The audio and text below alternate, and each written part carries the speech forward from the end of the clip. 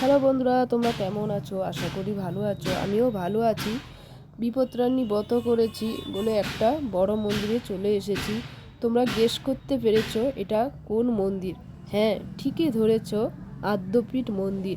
শ্বশুরবাড়ি আসার পর এই প্রথম মন্দির আসা হলো, তা আবার শাশুড়ির সঙ্গে। তো আমার শাশুড়ি মার সামনেই লাল সাদা কাপড় পরা, আমিও লাল সাদা কাপড় পরেছি। তো বড় লাইন পড়েছে, তো লাইন দিয়ে দিলাম, না হলে পুজো দেওয়া যাবে না। তো আমার শাশুড়ি মাকে বললাম, তোমায় লাইন দিতে হবে না, তুমি মন্দিরে বসো। কারণ উনি লাইন দিতে পারবে না, বয়স অনেক হয়ে গেছে, আর দাঁড়াতে পারে না। তোমরা বলো বন্ধুরা, আমি ঠিকই বলেছি তো? লাইন দিতে কখন যে মন্দিরে ঢুকে পড়েছি বুঝতেই পারলাম না। ভগবান চাইলে সব কিছু সম্ভব হয়। তো দেখতে পাচ্ছ, এটা ঘরটা শিবলিঙ্গ আছে, শিব পুজো হয়। পরের ঘরটা বিপত্তারিণী পুজো দিচ্ছে সবাই। এত ভিড় ছিল, দর্শন করার মতন সুযোগ ছিল না মায়ের দর্শন। তাহলে নমস্কার করে মন ভক্তি করে পুজোটা সেরে নেব। মন্দিরে ঢোকা বারণ, দেখতে পাচ্ছ বন্ধুরা। ঠাকুর একজনের ডালি নিয়ে, ঠাকুরমশাই ডালি নিয়ে পায়ে ছুঁয়ে দিয়ে আমাদের দিয়ে দিচ্ছে। আর একটা কথা হলো গিয়ে ক্যামেরা করা নিষেধ ছিল, সেটা আমি দেখিনি, বুঝতে পারিনি। হঠাৎ দেখি কি ঠাকুরমশাই আমার উপর রেগে গিয়েছিল, আর একটু হলে মোবাইল ছাড়িয়েই নিচ্ছিল। তো ঠাকুরের কৃপায় নিতে পারিনি, বেঁচে গেছি। মন্দিরে ধূপ ও মোমবাতি ধরানো নিষেধ ছিল, তাই গাছের নিচে সবাই মিলে ধূপ ও মোমবাতি জেলে বসিয়ে দিলাম। তো এখানে দেখতে পাচ্ছ পাশে একটা শিব মন্দির ছিল, শিব মন্দির চলে এলাম। আমার শাশুড়ি বলে মাথায় জল দিয়ে দাও, আর একটা ভালো জায়গা নিয়ে যাব। তো উনি পুকুর থেকে জল তুলে দিল, তাই একটু একটু করে সবার মাথায় জল দিয়ে দিলাম। তোমাদের ভালো করে ঘুরে দেখালাম, নমস্কারও করলাম। সাথে তোমরা আমার পাশে থেকো, তাই ঠাকুরের মনের কথা বললাম। তাই তো বন্ধুরা, ঠিকই বলেছি তো? তো চলো বন্ধুরা, কোথায় জানি নিয়ে যাবে বললো দেখতে বন্ধুরা। তো শাশুড়ি মা বললো, তো চলো এক জায়গায় গোমাতাকে দেখাবো। তো চলে আসলাম গোমাতাকে দেখতে কীরকম।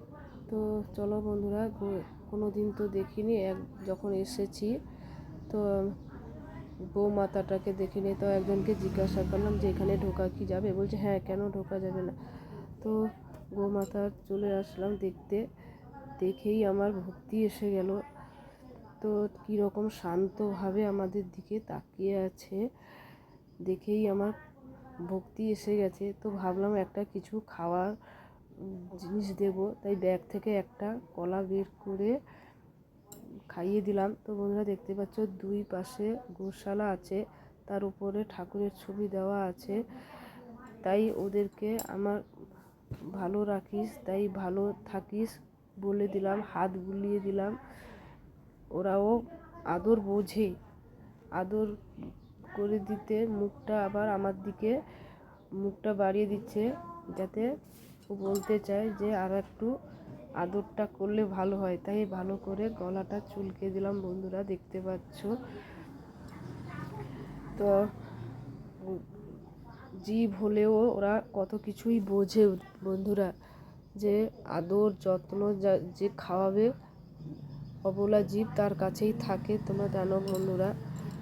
তো আর এক জায়গায় যাব ভাবছি বন্ধুরা। তো চলো, যাওয়া তো হবে না আশা করি। তো সেটা হচ্ছে অনাথ আশ্রম। আর একটা জায়গা অনাথ আশ্রম তোমাদের দেখাতে পারলাম না, কারণ স্কুল ছিল, তাই ওইদিকে যাওয়াই হলো না। তো বন্ধুরা যাই হোক, গোমাতা দর্শন করা হয়ে গেল, পুরো মনটা ভরে গেল। আর একটা ভালো জিনিস তোমাদেরকে দেখাবো, সেটা হচ্ছে খাওয়া, মানুষের সেবা দেওয়া হয়, ঘরটায় খাওয়ানো হয়। ওই যে দেখতে পাচ্ছ বন্ধুরা, ঠাকুরমশাইকে জিজ্ঞাসা করলাম কটা থেকে খাওয়ানো হয় এবং টিকিট কত টাকা নেওয়া হয়। উনি বললেন 12টা থেকে খাওয়ানো হয়, মাত্র 80 টাকা টিকিট। বাচ্চাদের 5 বছর বয়স থেকে টিকিট নেওয়া হয়। তো অন্য কোনো দিন আসলে এখানে খেয়ে যাব। পুরো ভিডিওটা কেমন লাগলো বন্ধুরা কমেন্ট করে বলো। ভালো থেকো বন্ধুরা, পরের ভিডিওতে আসছি। টাটা বন্ধুরা, গুড বাই।